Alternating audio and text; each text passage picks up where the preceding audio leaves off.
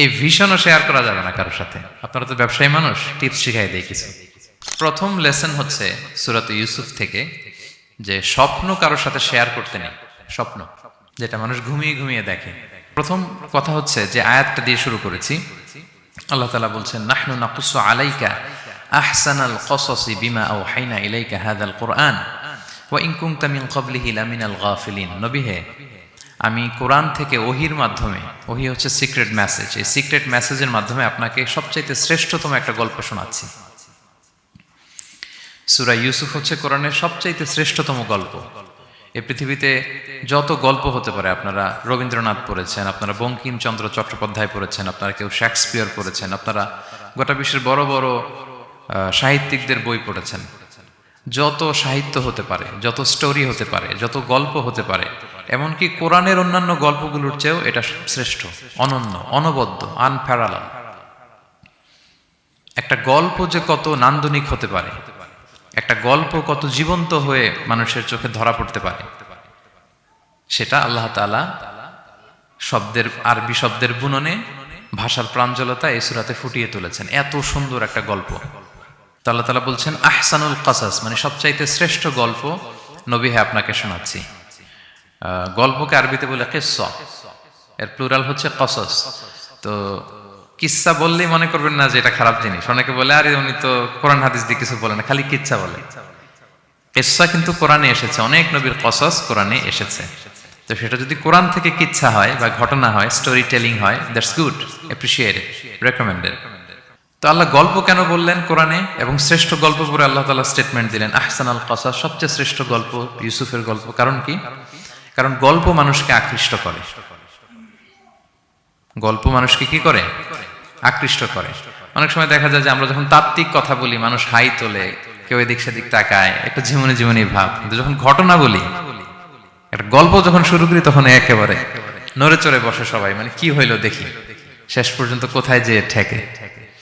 তো এই জন্য আল্লাহ তাআলা মাঝে মাঝে আমাদেরকে গল্প শুনিয়েছেন। ইহুদিদের কাছ থেকে, মদিনা ইহুদিদের কাছ থেকে একটা প্রশ্ন শিখে আসছিল কোরাইশরা।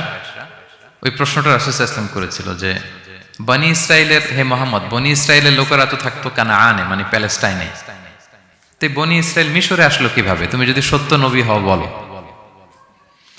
আবার কেউ কেউ বলেছিল যে ইউসুফ আলাইহিস সালাম, ইয়াকুব আলাইহিস সালাম, ওনারা থাকতো প্যালেস্টাইনে, ওনারা মিশরে আসলো কি করে বলো।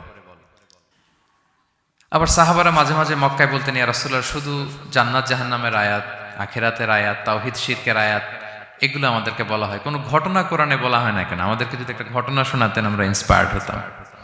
এই চাহিদা, এই প্রশ্নগুলোর আলোকে আল্লাহ তাআলা অ্যানসার হিসেবে সূরা ইউসুফকে নাজিল করেছেন। তাহলে শোনো, আহসানুল কসাস, একটা গল্প কত মাধুর্যময় হতে পারে শোনো। এবং এর মধ্যে দিয়ে আল্লাহ তাআলা বলেছেন বনি ইসরাইল কিভাবে প্যালেস্টাইন থেকে ইজিপ্টে মাইগ্রেট করলেন।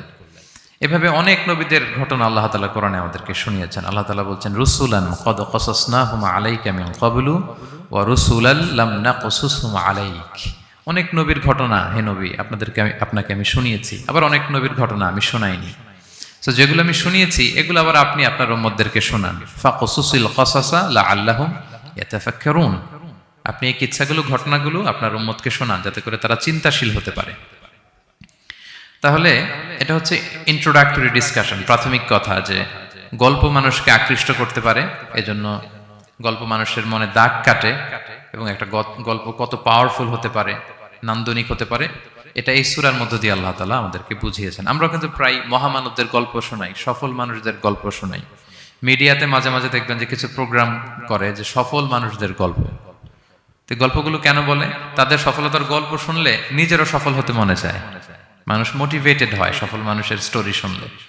এখানে আপনারা অনেক ব্যবসায়ী আছেন, জীবনের শুরুটা ছিল অনেক কষ্টের, তাই না? একটা সময় পাড়ি দিয়ে এখন very big business magnate in Kuala Lumpur, মাশাআল্লাহ, অনেক বড় ব্যবসায়ী। তা আপনার হিস্ট্রিটা যদি আমাদের সাথে শেয়ার করেন, গল্পটা যদি বলেন, তখন আমরা অনুপ্রাণিত হব।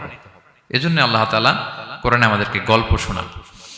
তো এই সূরা থেকে আমরা কি কি শিখি? প্রথম যে লেসনটা আমরা শিখি সেটা হচ্ছে, যেহেতু আমি একেবারে ক্রিম লেসনগুলো আপনাদের সামনে আনবো, পুরো সূরাটা কভার করা তো সম্ভব হবে না।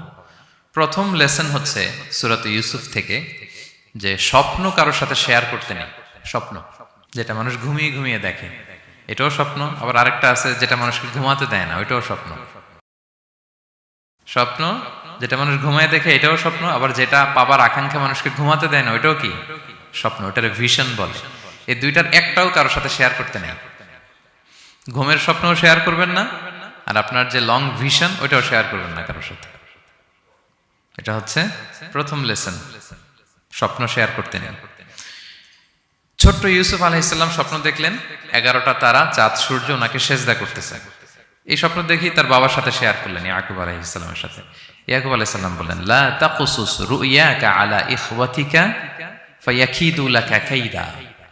ইউসুফ, তুমি আমাকে বলেছো ভালো, কিন্তু তোমার ভাইদের বলতে যেও না আবার, তাহলে তারা তোমার প্রতি কি করবে?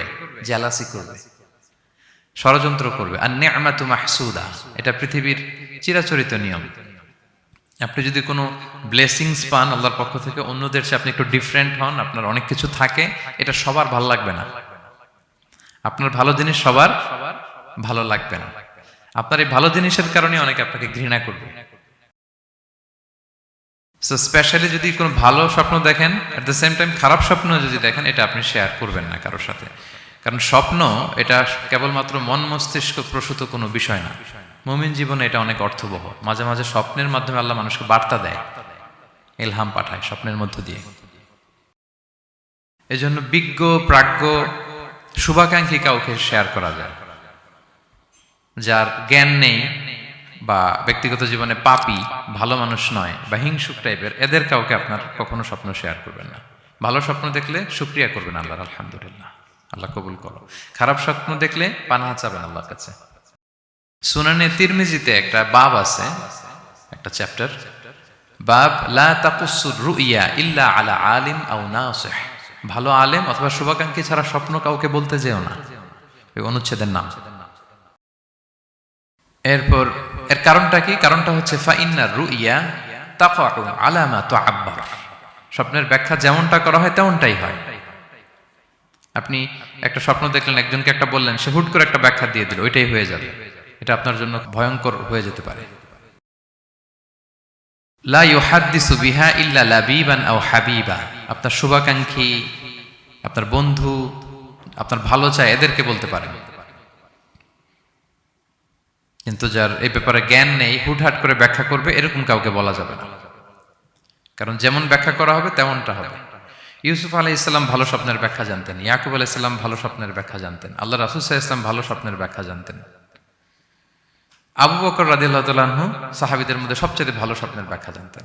ইভেন রাসূল সাল্লাল্লাহু আলাইহি ওয়াসাল্লাম মাঝে মাঝে স্বপ্ন দেখে আবু বকরকে বলতেন, দেখি ব্যাখ্যা করো তো তুমি। তাবিঈদের মধ্যে মুহাম্মদ ইবনে সিরিন খুব ভালো স্বপ্নের ব্যাখ্যা জানতেন। এক লোক এসে মুহাম্মদ ইবনে সিরিনকে বলল যে, আমি দেখলাম আমার ছেলে পানি খেতে খেতে পেটটা এত বড় হয়ে গেছে।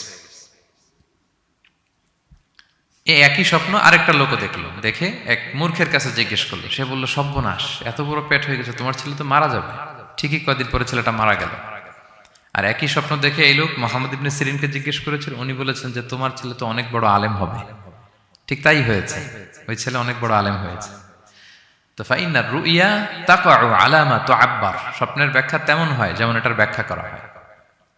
রাসূল সাল্লাল্লাহু আলাইহি ওয়াসাল্লাম একবার স্বপ্নে দেখলেন যে তিনি, ওনাকে দুধ দেয়া হয়েছে, বাটিতে দুধ খাচ্ছেন, পরে আঙ্গুলের ফাঁক থেকে দুধ বেরোচ্ছে। এই সামান্য একটু দুধ রাসূল সাল্লাল্লাহু আলাইহি ওয়াসাল্লাম উমরে ফারুককে দিলেন। সাহাবারা বললেন, মাযা আউয়ালতা বিহি ইয়া রাসূলুল্লাহ, এটা তাওয়িল কি? তখন বললেন, আউয়ালতু বিহি আল ইলম, এটা দিয়ে আমি জ্ঞান বুঝিয়েছি। মানে উমরে ফারুকের আল্লাহ তাআলা অনেক জ্ঞান দিবে।